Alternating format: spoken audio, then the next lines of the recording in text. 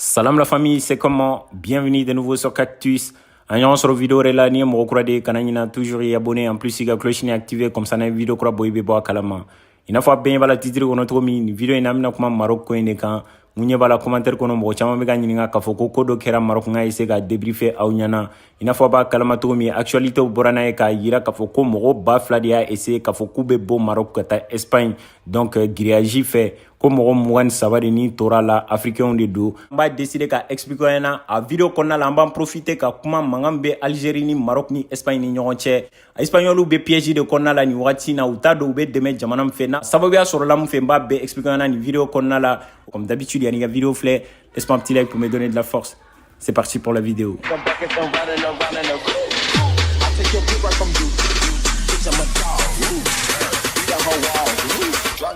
Alors les gars, pour que ko in famille, il va falloir que anga segin ko fait doni wati do kera munu benga video su indela ga video do ke ka expliquer na ka foko mangambe dugukolo do no fe Maroc nu ba wele ko Sahara occidental dugukolo mbe Algérie ni Mauritanie ni Maroc de ni ñonche Maroc mba revendiquer ka foko du détail dugukolo yen abna fo dugukolo fene a dugujukoro fe nga chan population do de ba dugukolo sanfɛ n'u b'u wele ko les Sahraouis a yirala k'a fɔ ko Marocain minnu do u farikolo finen do mais u population mɔgɔ ninnu y'a yira k'a fɔ k'olu tɛ Marocain ye u b'u ka indépendance kɔ u bɛ kɛlɛ kɛ marifa ni fɛnw b'u bolo donc population bɛ dugukolo in sanfɛ n'o ye Sahraoui mɔgɔw ye u y'a décider ka front dɔ de créer n'u b'a wele ko front Polisario donc u ka marifaw ta u ko k'u bɛ kɛlɛ kɛ walasa ka se k'u ka indépendance ta Marocains tɛ ka sɔn u ni mɔgɔ ninnu bɛ kɛlɛ la wagati bɛɛ a yirala k'a fɔ ko Algériens de bɛ mɔgɔ ninnu dɛmɛ o bɔlen fɛnɛ kɔfɛ a yirala k'a fɔ ko Espagnolw fɛnɛ tun bɛ mɔgɔ ninnu dɛmɛ an bɛ balima wagati dɔ kɛra mankan dɔ wulila Espagne ni Maroc ni ɲɔgɔn cɛ n y'a expliqué ɲɛna k'a fɔ ko population bɛ dugukolo in sanfɛ chefu dɔ de tun bɛ yen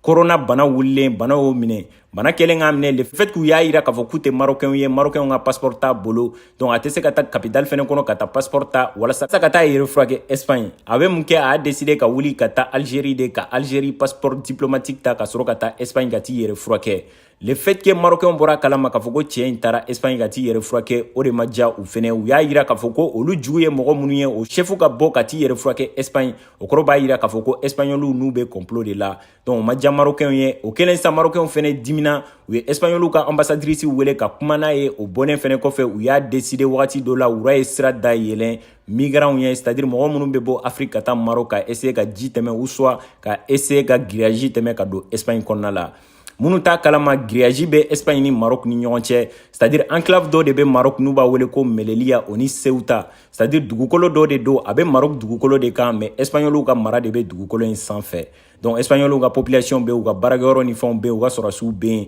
u kɛlen do ka grillage ba de kɛ ka ni Maroc séparer donc migrants minnu bɛ yen minnu tɛ fɛ ka ji ta u b'a décider k'a fɔ k'u bɛ grillage in tɛmɛ ka don yen parce que n'i faratila ka don yen dɔrɔn o y'i bɔlen Maroc kɔnɔna la k'i don Espagne n'i donna yen u bɛ espagnolw ka responsabilité kɔrɔ u b'i ta k'i furakɛ don baton kɔnɔ ka taa n'i ye Espagne donc o wagati la mɔgɔ baden de y'a décider a bɛ mɔgɔ ba yirigaw bɔ le fait que Maroc y'a décider ka sira dayɛlɛn u ɲɛ ko parce que espagnolw y'a décider u jugu k'o kunbɛn u ka jamana kɔnɔ k'o furakɛ donc olu fɛnɛ sira dayɛlɛn u ɲɛ pour que ka se ka espagnolw bagabaga le fait que espagnolw y'a ye k'a fɔ ko jama donta bɛ ka caya u ka jamana kɔnɔ u y'a décider k'u ka militaire baden de mobiliser k'u bila ka taa u ka dugukolo ninnu sanfɛ Maroc dugukolo ninnu kan donc walasa ka se ka migrant ninnu na segin donc a yirala k'a fɔ ko migrant min donna a bɛ migrant ba tan bɔ ou soit ba seegin ɲɔgɔnna nin bɔ mais u sera ka mun na segin a bɛ migrant ba yirigaw de bɔ donc depuis o wagati la bruit diplomatique bɛ Espagne ni Maroc ni ɲɔgɔn cɛ mankan b'u ni ɲɔgɔn cɛ diplomatiquement le fait que espagnolw nana jateminɛ sisan k'a fɔ ko olu kɛlen k'a décider ka front Polisario mɔgɔw ka chefu in kunbɛn u ka jamana kɔnɔ k'a furakɛ o ma diya Marocains ye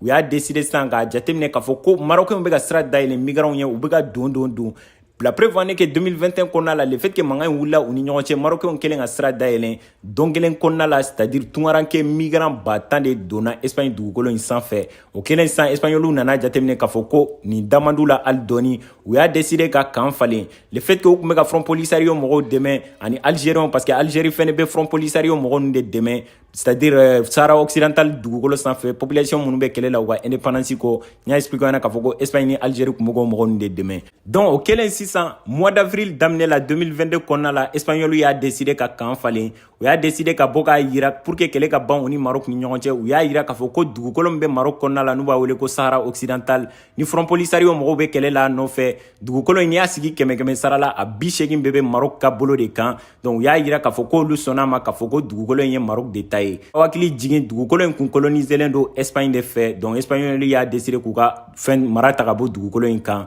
donc o ni mɔgɔw y'a classé comme une terre non décolonisé donc au kelen sisan le fait que u y'a décidé k'a fɔ ko dugukolo in olu y'a reconnu k'a fɔ ko marocains de ta don o ma ja Front Polisario mɔgɔw ye en plus o ma ja algériens fɛnɛ ye donc o nana mankan wuli Espagne ni Algérie fɛnɛ ni ɲɔgɔn cɛ Ukraine ni Russie ka vidéo la n y'a expliqué ɲɛna k'a fɔ ko mankan dɔ bɛ Algérie ni Espagne ni ɲɔgɔn cɛ bon an filɛ nin wagati min na Espagnoliw bɛ piège de kɔnɔna la u t'a dɔn u bɛ dɛmɛ jamana min fɛ donc n'o ye Algérie ni Maroc ye n'a essayé ka jateminɛ u ka intérêt bɛ ni jamana fila bɛɛ la u ka gazi bɛ bɔ Algérie kɔnɔna la en plus o bɔlen fɛnɛ kɔfɛ bolodiɲɔgɔnma ni teriya b'u ni ɲɔgɔn cɛ Maroc fɛnɛ filɛ nin ye o b'a permettre u ka gouvernement fila ni ɲɔgɔn cɛ accord bɛ sɔrɔ Marocains bɛ frontière datugu walasa tungaranke ninnu kana se ka tɛmɛ ka don Espagne kɔnɔna la donc ni mankan tɛmɛna u ni Maroc ni ɲɔgɔn cɛ Marocains b'a décider ka sira dayɛlɛ migrants bɛ don en plus n'i ma fili relation wɛrɛ b'u ni ɲɔgɔn cɛ donc n'u y'a décider k'a fɔ k'u bɛ Marocains dɛmɛ k'a fɔ ko dugukolo in ye Marocains de ta ye et pourtant Algériens fɛnɛ bɛ ka Maroc juguw de dɛmɛ n'o ye Front Polisario mɔgɔw ye u ni Algériens bɛ bila ɲɔgɔn na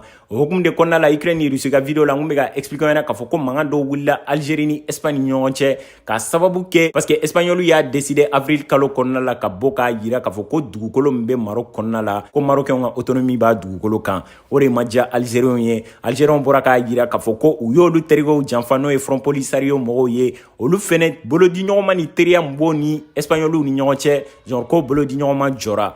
donc Espagnoliw siranna sisan le fait que u dɛmɛna Maroc fɛ donc o digira Algériens na parce que Algériens fɛnɛ bɛ ka Front Polisario mɔgɔw de dɛmɛ donc Algériens fɛnɛ y'a décidé bolodiɲɔgɔnma min b'u ni Espagne ni ɲɔgɔn cɛ u y'o jɔ ani teriya min b'u ni ɲɔgɔn cɛ n y'a expliqué ɲɛna k'a fɔ ko Espagnoliw ka gazi bɛ bɔ Algérie de kɔnɔna la donc o de nana kɛ sababu ye Espagnoliw siranna u ko n'a ni Algériens bilala ɲɔgɔn na nin kan kan donc an ka gazi bɛ bɔ yen n'u y'a décidé k'u ka gazi tigɛ na o bɛ kɛ problème ye ani Russie dun fɛnɛ bɛ ɲɔgɔn na Russie y'a décidé k'u ka gazi tigɛ jamana dɔw la pour que u kana gazi tigɛ u la o fɛnɛ y'a décidé k'a fɔ Union européenne mɔgɔw ɲɛna k'a fɔ ko Algériens bɛ k'olu menacer Union européenne mɔgɔw fɛnɛ bɔra ni communiqué dɔ ye k'a yira k'a fɔ ko ni mɔgɔ min y'a décidé k'a fɔ k'i bɛ bila olu ka jamana dɔ la u fɛnɛ b'a décidé k'u sen don a mankan na o kelen de sisan Algériens y'a décidé k'a yira k'a fɔ ko mankan diplomatique min b'olu ni Espagnoliw ni ɲɔgɔn cɛ k'olu tɛ fɛ Union européenne mɔgɔw k'u da don a mankan na donc o mankan de bɛ Algérie ni Maroc ni Front Polisario ni Espagne ni ɲɔgɔn cɛ bɛɛ bɛ k'i ka intérêt préserver Marocains bɛ fɛ u ni Espagnoliw bolo ka to ɲɔgɔn bolo en contrepartie olu bɛ frontière datugu